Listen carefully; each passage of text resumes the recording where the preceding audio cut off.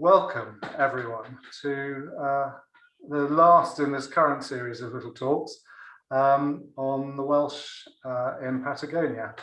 And I'm delighted to introduce Jeremy Wood to you all. Jeremy's lived in Patagonia for at least 20 years, Jeremy. You'll correct me if I'm wrong. Yeah, man and boy.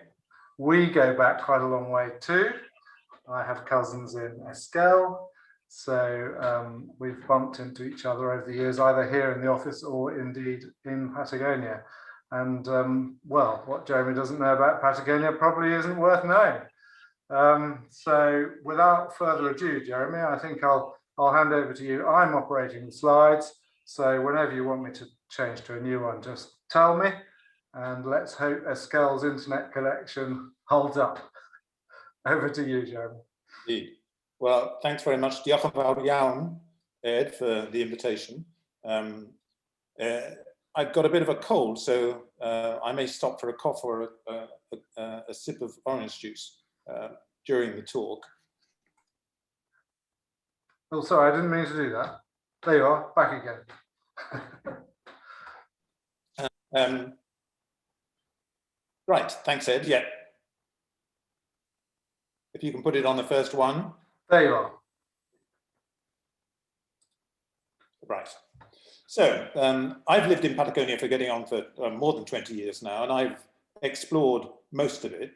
And I'm lucky in that my wife's family came to South America with the conquistadores a long time ago. And they've lived, governed and farmed here and across the border in Chile forever. And it's not easy to get to know this country well. The ruling classes in Argentina are all landowners, and it is no surprise that they recoil in shock when you talk about rights of way and the right to roam. So if you do what I like doing, which is to wander down a country lane to see where it goes, you can't do that in Argentina. You can't go on somebody else's land, and it's very difficult to explore.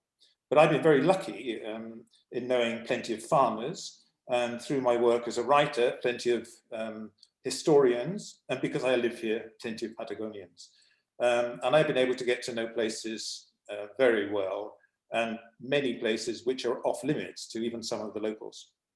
So after those 20 years of exploration, I'm always surprised about what I see here in this particular part of Patagonia. And I'm going to talk about those surprises today. But firstly, some names. As you can see on the map, Patagonia is that part of South America which is below the Biobío River in Chile and the Rio Negro in Argentina. It's pretty big, 5 times the size of Britain. And you can see the part between the two lines, which is Welsh Patagonia, and that's 10 times the size of Wales.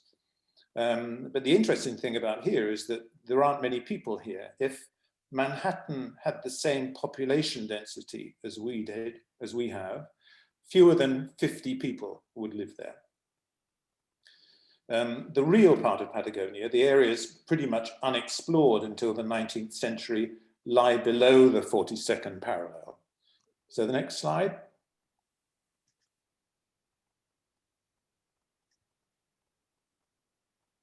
And here you can see this is Welsh Patagonia from the air. And one reason that the Argentine government was keen on the Welsh establishing a settlement in Patagonia under the Argentinian flag was to establish a claim to the territory themselves, because this particular part of Patagonia hadn't really been claimed by anybody. There was a line on a map which showed the border, but nobody had ever been to where that line was drawn. And so nobody had any idea of what the western side of Patagonia actually looked like. The whole of this part of Patagonia was pretty much unoccupied except for some nomadic Tehuelche Indians who migrated every year from the Straits of Magellan to the Rio Negro by zigzagging across the country, mainly following rivers.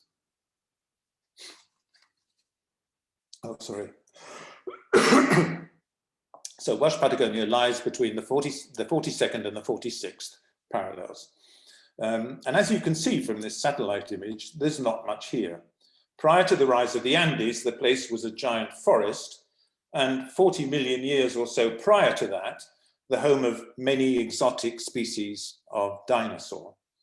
The Andes present a barrier to the moisture-laden winds that cross the Southern and Pacific Oceans, dump their loads on the Chilean side and tumble over the Argentinian side of Patagonia, gradually drying it out. Consequently, most of Patagonia is a desert or steppe, or for the Welsh, paith.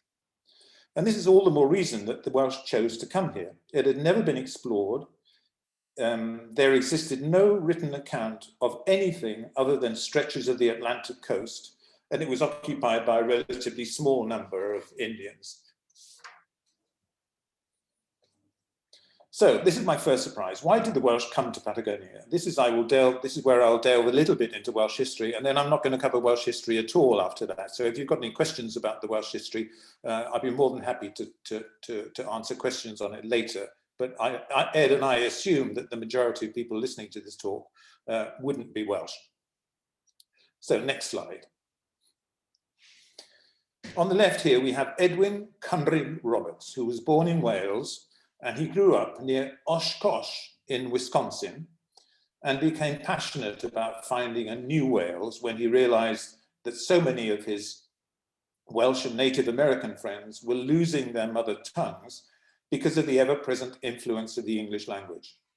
He was convinced that the only way to save the Welsh language was for a group to settle in a virgin land where there was no other languages spoken, which could pollute the language of heaven. It was through his efforts that an emigration society was formed in Camptonville in California, a mining town, in 1856. And at its first meeting, a proposal was made that Patagonia should be considered as a location for the Welsh settlement. He had to be persuaded not to go there alone, and so returned to Britain, where he became an influential member of the Emigration Society, which started negotiations with the Argentinian government, initially through contacts in trade. Once it had become known that the Welsh were planning a settlement in South America, the skeptics, including the Welsh press, made their voices heard. Next slide. In Wales, where any Welsh speaker with any certainty in his or her life wasn't going to cast off on a harebrained adventure, the Emigration Society decided to write a pamphlet to put the doubters' minds at rest and to attract the sort of person you'd need to build a new colony: teachers, doctors, farmers, builders, carpenters, stockmen, and so on. And you can see here from the from some of the views expressed in Welsh newspapers at the time, especially the last one, we believe that Patagonia is one of the places where cannibalism still prevails. And if so, are we to say to Mr. Love Parry Jones, in the words of Sidney Smith, if they eat you, I hope you may disagree with them. The Welsh press were absolutely scathing about this, and it's very interesting that there's a newspaper, there's an online site of old Welsh newspapers from many English language and Welsh language Welsh newspapers, and it's very interesting to spend a few hours searching some of those for their old reports on Patagonia.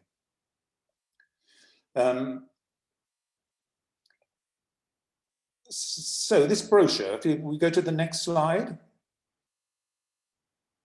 This is the title page on the left and my translation on the right. The job of producing this brochure was entrusted to a carpenter named Hugh Hughes, and a 56-page booklet was printed in Liverpool in 1862, containing a map of Patagonia, which Sue used for the presentation last week, together with all the information the reader ever wanted to know about Patagonia, why it was chosen, what it was like, and how they were going to get there. I'd heard mention of this pamphlet, but I'd never come across a copy. There's no copy on the internet. Eventually, I found 2 copies in a biscuit tin in the Welsh Museum in Gaiman. And I worked with Conrad Davis, an ex-Welsh MP and English teacher, to translate it into English. And I then spent a few months reading the brochure and analysing its contents. Hugh Hughes had obviously taken the train down to London and had spent time at the Royal Geographical Society, the British Museum, and the British Library, and researched as much as he could about Patagonia. Altogether, he came up with 18 expert sources on the geography, climate, rainfall, animals, Indians, and much more of Patagonia that collectively would give him the meat of his brochure. Sadly, the information he collected didn't meet the requirements, so he followed in the footsteps of old Thomas Bowdler and changed the quotations to suit his purpose, or added quotations where he couldn't find what he needed. The resultant Patagonia described in the brochure was a bit like Aberystwyth, a warm and gentle climate with fertile soil, no extreme weather conditions, and plenty of trees, plants, and animals to serve the settlers' needs. And of course, no Indians. They were in the mountains. But that wasn't enough. The brochure not only had to convince the reader that Patagonia was the right choice, but also that emigration was the only option. And it was here that Hugh really came into his own. They had no choice but to leave, he said, because of the English. He very cleverly blames the English for everything. He describes how the spirit of the proud Welsh was being crushed under the boots of the dominant English. He accuses those who try and work with the English or those who migrate to England as almost beyond redemption. He said that those who tried to learn English were selling their souls, and he finished off with some absolute corkers. Next slide. Our glorious ancient language is now like a limbless cripple. But when we regain the priceless sentiments of independence and honor, we shall give it potency. We will endow it with arms, and we shall then become a vital and able civic body. Yes, reader, we have the lantern of hope to hold up before the Welsh nation, which, if they only follow it, will lead them from the mire and the earthbound filth in which they find themselves, and will place them on firm and immovable ground. That plan is the formation of a Welsh colony. Stirring stuff. But they only managed to attract either those with nothing to lose, economic migrants, many of whom couldn't afford the cost of the passage, or those whose souls were stirred with the Welsh language, culture, and religion. History does not record who signed up for the ships that eventually didn't depart, but we know, we've had quotations that there were several hundred. But those who went on the Mimosa were hardly colony building material. Despite the body blow that the first sight of their Garden of Eden must have landed, and the fact that they had no idea what to do when they arrived, they succeeded, and they succeeded beyond anyone's wildest expectations. Next slide. See this satellite view of Welsh Patagonia, and the one green place outside the Andes is the Chubut River Valley around Gaiman. The development of the irrigation system and the irreplaceable skills of all those miners who shouldn't have been on the boat had been key. And it's absolutely amazing. This is a relatively recent satellite photograph. You can see 2016. And there's nothing beyond this area. You can see a few roads stretching out, dirt roads. We didn't have any paved roads here in Patagonia, I don't think, until the 70s. And Hugh Hughes, the man who wrote the brochure, well, he was the first off the boat, and he became a hero to the colonists and was elected president of the settlement. And on his death, the government ordered a day of mourning. So although the history to the settlement is a little checkered, the result was incredible, that a band of people so loosely connected together could create such a Garden of Eden as we see here, and the same here in the Andes, where we have Cumhavre, the lovely valley. Right, now back to some surprises. So next slide, please. The Andes chain runs virtually the whole length of South America. In Patagonia, the change from the flatlands to the foothills is quite dramatic. 1 minute, barren semi-desert, and the next minute, barren mountains. But in the northern part of Welsh Patagonia, there's a narrow strip of land about 100 kilometers long that separates the desert from the Andes. Part of this land forms the beautiful valley, Cumhavre, where I live. And much of the rest nowadays is occupied by Los Alerces National Park, a UNESCO World Heritage Site, a UNESCO Biosphere Reserve, and one of only 7 areas in the world containing Valdivian or temperate rainforest. New slide. It's similar to the forests of Tasmania, and its combination of snowy peaks and deep blue lakes is almost identical to fieldland in southwest New Zealand, where I'm going to be going next week. Rainfall is about 5 meters per annum, and the park holds plenty of surprises, including many examples of the alerce tree, including some more than 4,000 years of age, second only in longevity to the Californian bristlecone pine. They grow 1 meter in diameter annually, and in the photo you can just see the arm of somebody on the left-hand side of the tree. It's also home to one of the most unvisited glaciers in Patagonia, Torres Glacier, and you can see that up there on the left. And there's Sue crossing a bridge below, and that bridge was washed away in one of the huge torrents that come down, and you now have to cross the river a little bit further down, holding onto a wire to get to this glacier. But when you get to the glacier, the only thing you can hear are the explosions of the ice and the cawing of the condors overhead.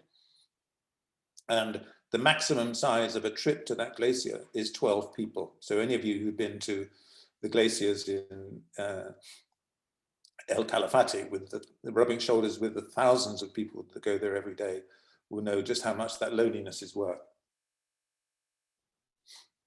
So the next slide. Another surprising native of this area is the monkey puzzle tree, the Araucaria. And here you can see on the top right an avenue of male and female monkey puzzle trees in the national park.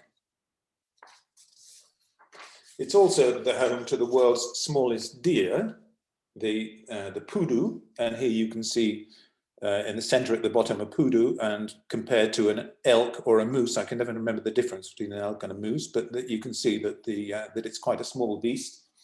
And South America's smallest wildcat, the cod.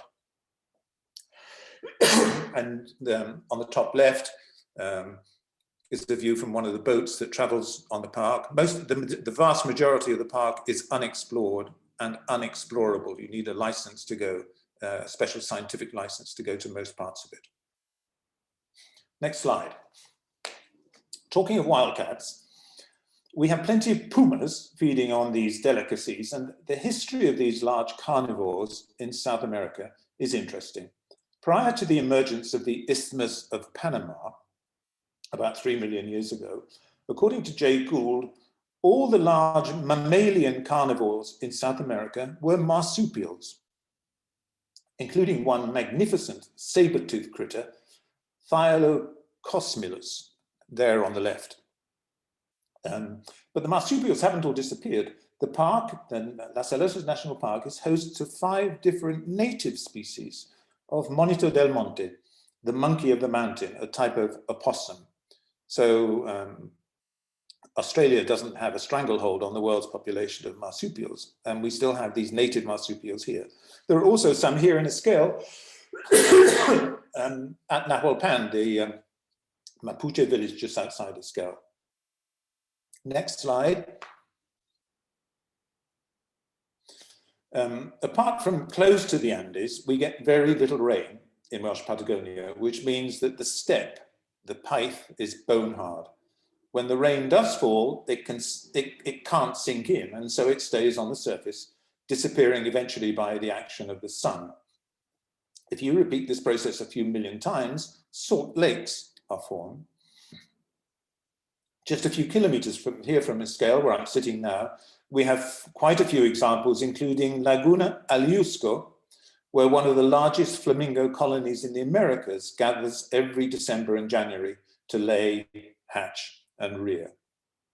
And it's like many of the surprises here, there are no signs to it, and you can only be accessed down a dirt road through a farm, and then only if you know the farmer.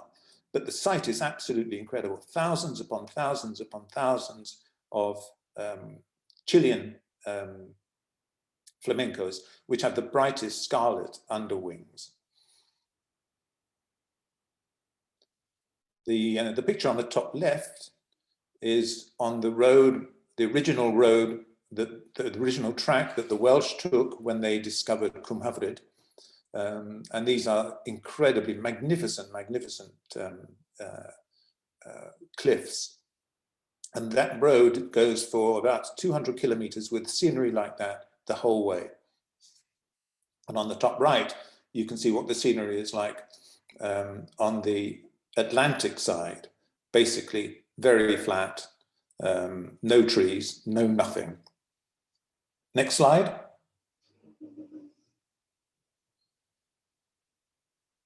So if we look again at the satellite image, and you can see the Gaiman there and the green part of Gaiman, as I said before, you can see that there aren't too many towns. Most of the places on this map, especially the ones in the center of the province, are just tiny villages. And the reason there are so few people living here is that there's no fertility and there's no water anywhere. But it wasn't always a desert. Prior to the rising of the Andes, the place was an enormous forest, and even longer ago, the home to some very interesting species of dinosaur. The lack of rain and the lack of any commercial and housing development means that if you wander around in the steppe, you'll be very likely to find remnants of both trees and dinosaurs. And you can go anywhere off-road and find petrified wood. And in this little village in the center of the map called Cerro Condor, there's a small Welsh school there named after the Rifleros. It's called Cerro Condor. It was named by the explorers who discovered the beautiful valley in the Andes in 1885. And they called it Condor Hill because the hill in the village was full of condors. They weren't actually condors, they were vultures, but they'd never seen condors, so they assumed that they were condors. But that's where the paleontological people gather every January for their digs, and the most of the big dinosaur finds here in Patagonia have been around that area. Now the next slide. So this femur, which Diego Paul in the center is handling, was seen sticking out of the ground by a gaucho on my wife's cousin's farm in the middle of the province. They called in the paleontologists from the Myth Museum in Trelew, a world-class establishment, who looked around, excavated a little, and realized that they had quite a find on their hands. Eventually, they found the fossilized remains of 6 sauropods from the Titanosaur family.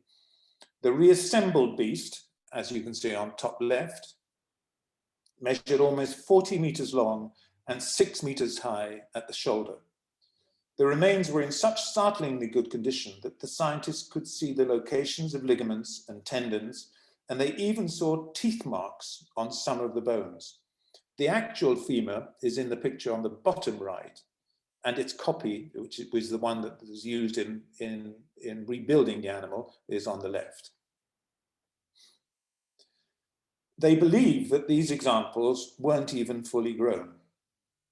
In any event, the name given to the animal was Patagotitan majorum, and majorum because the name of the lady who owns the farm was Mayo. Next slide. So we talked about bones. Now we talk about petrified wood. The trees that these giants fed and scratched their backs on are also still here. We have some of the best petrified forests in the world in Patagonia. One near the Welsh town of Sarmiento, I put this in here just for you, Havina, has almost 2,000 hectares of magnificent specimens, mostly brought by glaciers, while one a little further south of almost 80,000 hectares has even bigger examples. Next slide.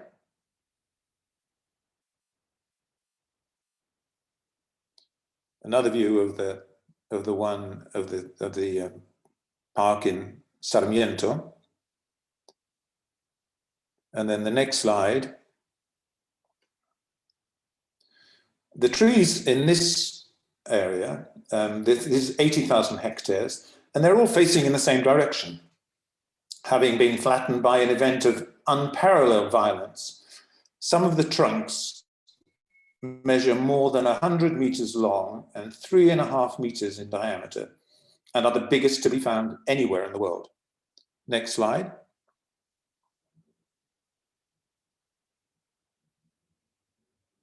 And the next slide.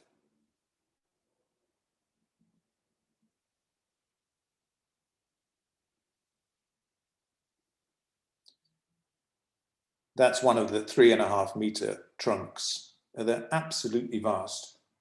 And to give you an idea of the loneliness of some parts of Patagonia, these trunks that you can see now were only discovered less than 100 years ago. Next slide.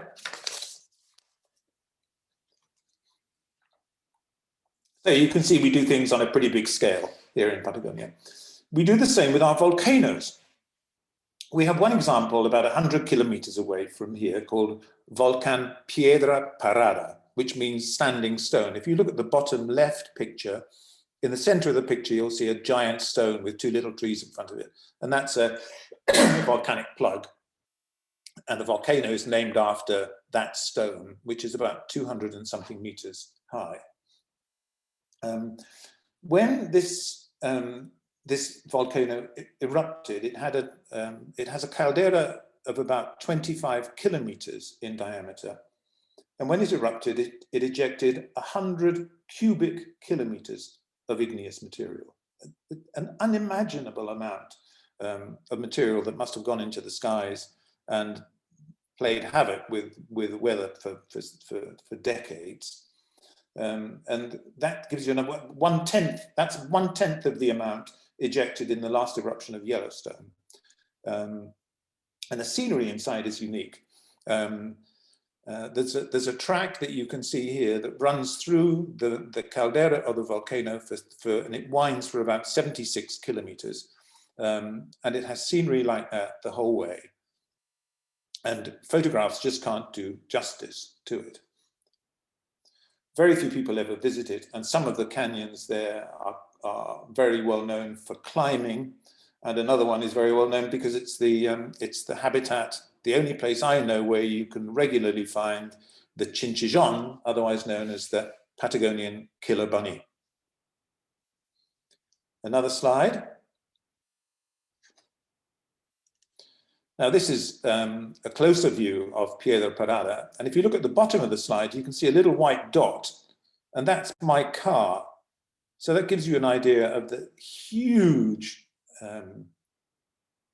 size of that rock.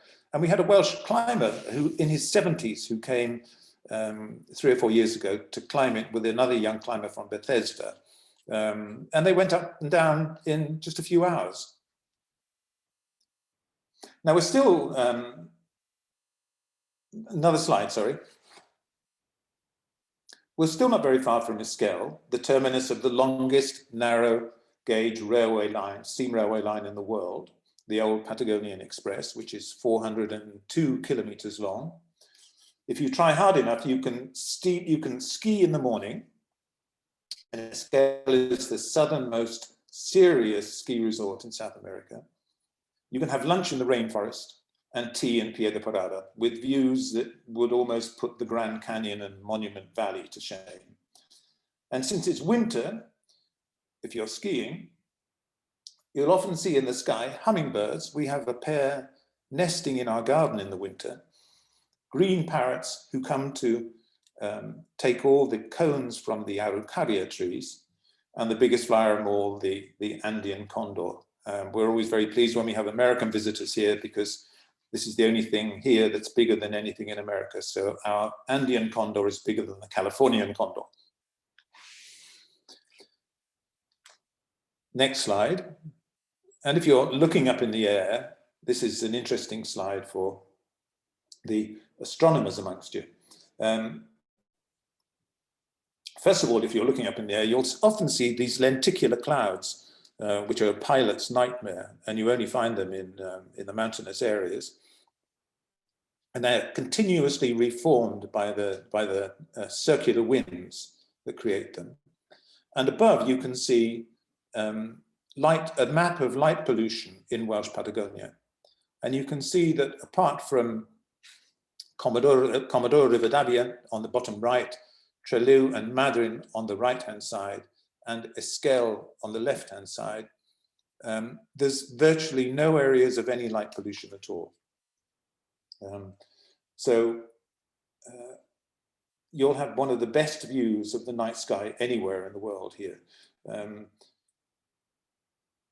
It scores class 1 on the Bortle scale, which is basically as good as it gets, especially when combined with our very low rainfall. We have any night when there's little in the way of moon, you can have fantastic stargazing here.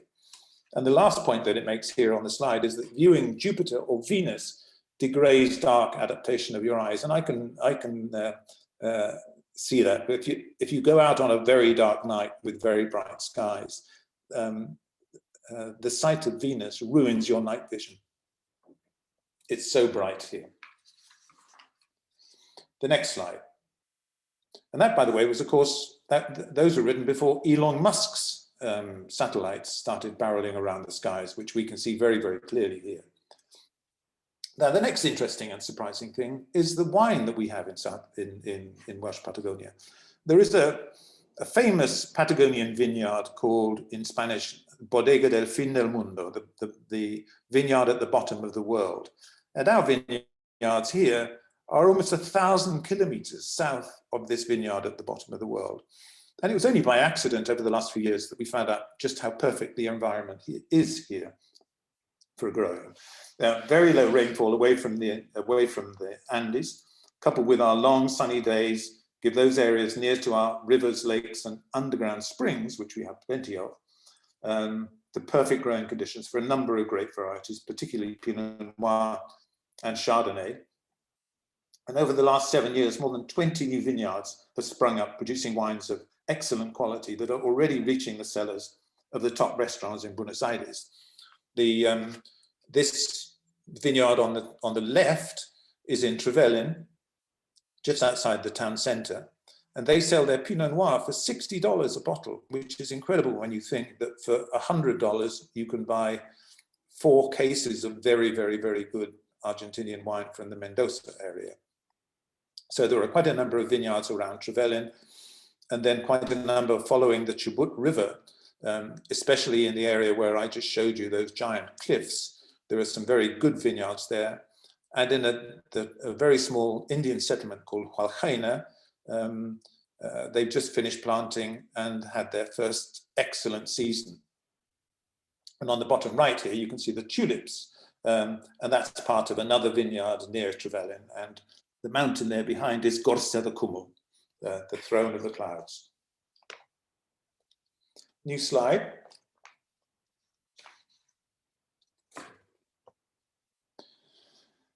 But let's now head across to the Atlantic coast, to New Bay. Here you can see just under, I can't quite see it on mine because Ed's face is covering Peninsula Valdez, but this is the area where Butch Cassidy robbed banks. He came to live in an area just north of Trevelyan and robbed banks in Commodore Rivadavia down the bottom of Welsh Patagonia. And we still have some surprises here. They're slightly better known internationally than those we've already discussed, so I'll be brief. In their early letters home, the Welsh didn't talk much about the wildlife because A, they only caught fleeting and forlorn glimpses of it. And their relationship with the Tawelchi Indians eventually resulted in them becoming accomplished hunters. One idea they hatched was to farm guano and produce skins and oil by killing seals, but nobody mentioned the whales because they'd all been hunted virtually to extinction when the Welsh arrived. So fast forward to the 21st century, next slide, sorry, Ed. With many of the animals off the endangered list, and we can visit nearly all of them at Peninsula Valdez, which is next to the town of Puerto Madryn. 1/3 of the southern hemisphere's population of southern right whales, one of the largest whales, come to New Bay by the UNESCO World Heritage Site of Peninsula Valdez. And you can see on the bottom right, this is a place called Glorodijo Beach. And every day at high tide, unless the wind is coming off the land, when the sand gets in their eyes and they don't go too close to shore, they swim along the shore, only a few meters away from the shore. So you can see on the bottom right and the top right just how close they actually get. And Peninsula Valdez is probably one of the best places in the world to do whale watching, because all the whales are in such a relatively small place. The elephant seals, which we can see here, Peninsula Valdez is the only place in the world where the elephant seals come on mainland. Everywhere else in the world, they stick to islands. If you're into penguins, we've got several penguin colonies, including one 100 kilometers south of, or 150 kilometers south of Peninsula Valdez, which has over 500,000 of these Magellanic penguins. But they're having a lot of trouble at the moment because of overfishing. If you look at a night photograph of the sea around Madrid, all you can see are fishing lights. And these poor animals have to swim greater and greater distances every year to bring food back to feed their chicks. And on the top, you can see the orcas, the family of orcas. There's one family of orcas that comes to the northern part of Peninsula Valdez, where in April, when the seal and penguins pups are leaving, it swims up the beach. They beach themselves and take penguins off the beach. And this is the only place in the world where they do it, and it's a fascinating thing to see them swimming around in their family, and the seals and the penguins on the beach completely oblivious to the danger. Well, I think that's it. I hope you've enjoyed some of the surprises.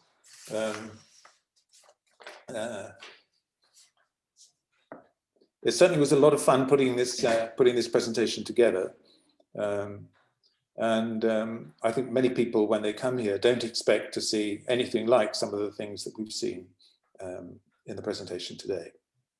Thank you, Jeremy. That was absolutely fascinating. Despite having been there many times myself, you still managed to sort of come up with a few novelties that surprised me. We have got a couple of questions coming in. And the first one I can see in the chat was Michael, who was asking, do we know at all anything about the event that flattened the trees? No, that's on my list of things to find out, because it must have been just incredible, because those trees are so big and so solid. Yeah, no, fascinating. And then I was going to ask a question, but I can see that John Reed's asking a question that's very much related. I know the survival of the Welsh when they first arrived was very much down to their collaboration with the native people, with the Tehuelche. No, that's not the case. The survival of the Welsh when they first arrived was because of the kindness of the Argentinian government. Okay. For the first few years, the Minister of the Interior, Rawson, just sent more and more and more and more produce for them. But what I would like to ask, and I suspect it might be related to John's question, which was who were the first settlers in Esquel? I was just going to ask you what happened to those Indians, to the Tehuelche. Well, many of the Tehuelche Indians were murdered by the gold seekers in the south. So we're talking right the Indians that were right down the bottom when these gold seekers were offering a gold piece or $1 per ear of the Indian, and so they were just murdered willy-nilly. Then many also died from diseases that were wrought in the clothes that missionaries insisted that they wore. Many were killed in wars with the Mapuches, who had come from, and there were in the northern part of Patagonia, north of or around the Rio Negro, there was one of the Indians, Cafulcura, had 300 or 400 mounted horsemen, and they would just kill every white person or anyone they could find. In the War of the Desert, or the Campaign of the Desert, many of the female Indians were taken into service in Buenos Aires, and so we have very little in the way of any understanding of their detailed understanding of their language and or culture. Thanks, Jeremy. There are none left now. There are no living Tehuelches. Yeah, I knew that. Very sad. I'm going to ask you a quick dinosaur question. Nandita's asked from India, actually.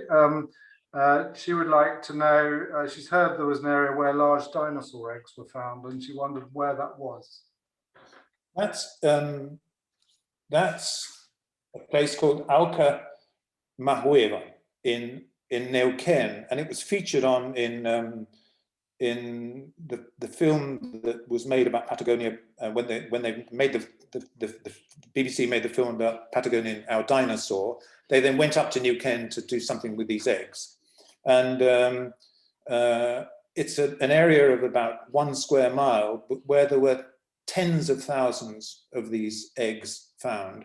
And the amazing thing was that the eggs, when they examined them closely, they found that the skin of the dinosaurs in the eggs had been petrified, and they couldn't understand what process could have petrified something which normally decays so quickly.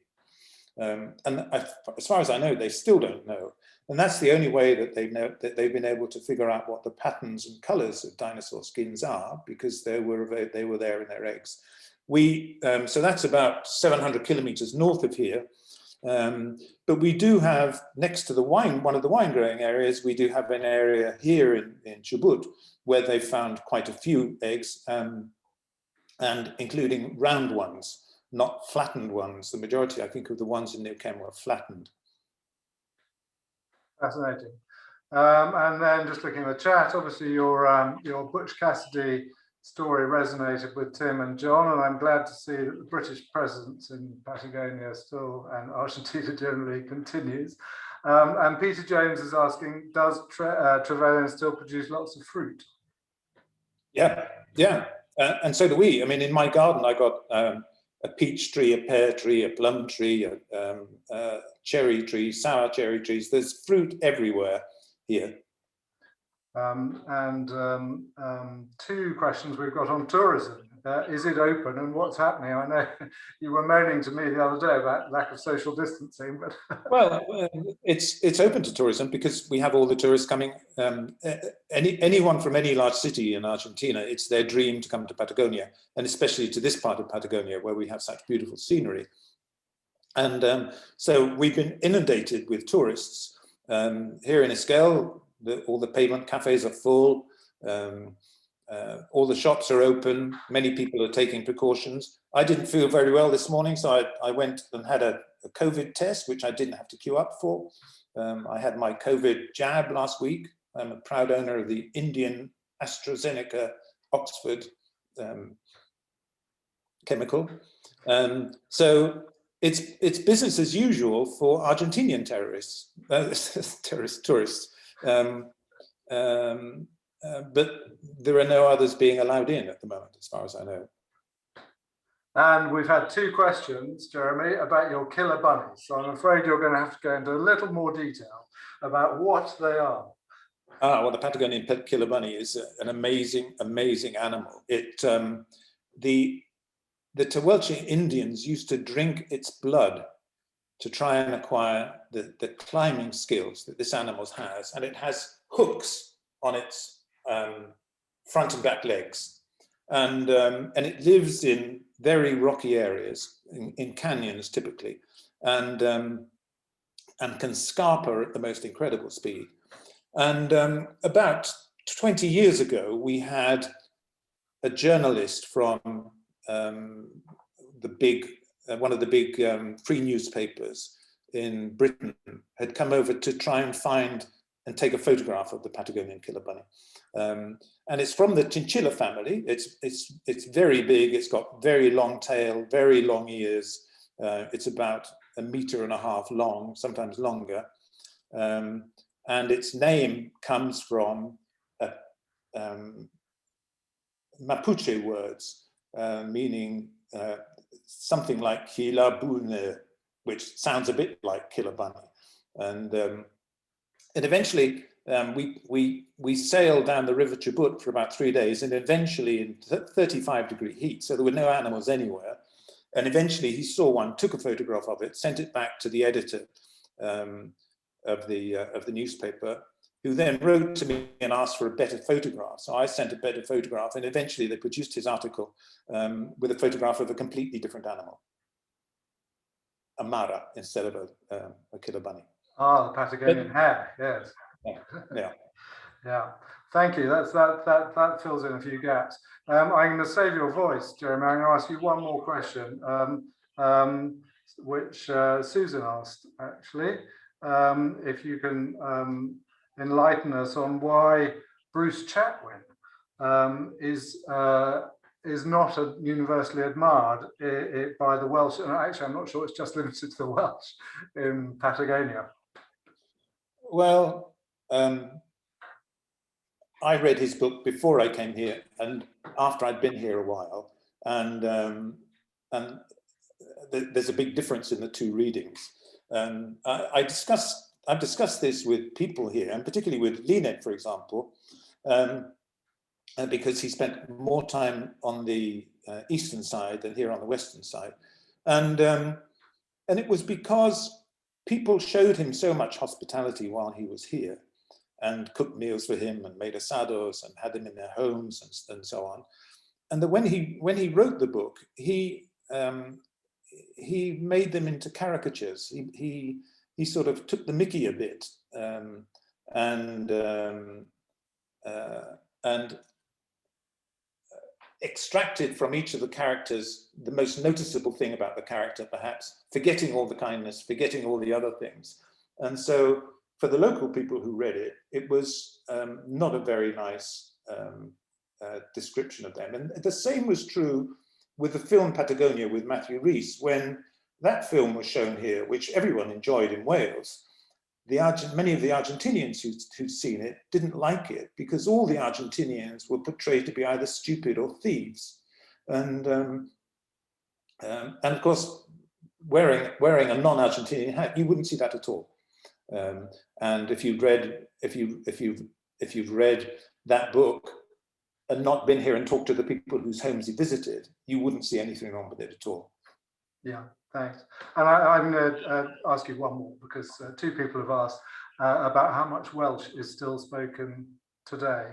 A lot. A lot. I'm the main fundraiser for our new Welsh school. We in the 150th anniversary, we sat down and made a list of hundreds of projects that we'd like to do. And eventually I suggested, why don't we just have one and concentrate on one project? And the one project that we decided that we'd do was to build a new school. And so we built a new Welsh school, raised money for it by selling land that we owned in Trevellyn. And it's gone from strength to strength to strength. And so we have that school now, and that's full, that school, and oversubscribed. We have just started building an Eisteddfod venue at the school, which is also the gymnasium for the school. And the parents of the children at the school are asking for us to consider building a secondary school. So we're churning out a lot of young Welsh speakers. On the Atlantic side, there's a fantastic Welsh school in Trelew, and another one in an infant school in Gaiman, and Welsh is taught at the intermediate school in Gaiman. The older population are gradually dying off, and so the real roots of the Welsh language are disappearing. But the fresh shoots of new Welshness are definitely coming through. So we probably have through the government program that has been running here since 1997, there's probably 5,000 people have gone through that program. And not all of them speak fluent Welsh, but we've almost got to the stage in our schools here in Patagonia where the majority of our Welsh teachers are Patagonians and not Welsh migrants. So nothing's ever perfect, but we're making improvements all the time. Yeah, thank you, Jeremy, and thank you. That was so interesting. And on behalf of everyone here, I'd just like to really thank you very much. I'm going to ask you maybe to unmute yourselves and show your appreciation in the traditional way. Thank you. Thank you. Thank you very much. Thank you.